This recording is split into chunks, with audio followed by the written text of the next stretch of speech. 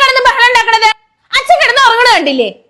രാവും പകലും കിടന്ന് കഷ്ടപ്പെട്ട് ജോലി ചെയ്ത് വന്ന് റെസ്റ്റ് എടുക്കുക. ബഹളം ഉണ്ടാക്കണോ അവര്? ബഹളം.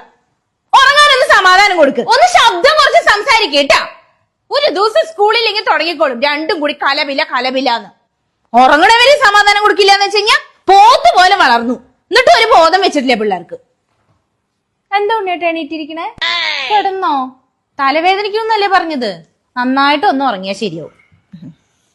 ഇനി ബഹളം ഉണ്ടാക്കും നിങ്ങളിവിടെ. ശരിയായിട്ട് തന്നെ ഞാൻ രണ്ടിനെയും പിടിച്ച് പുറത്താക്കും. കിടന്നോട്ടാ.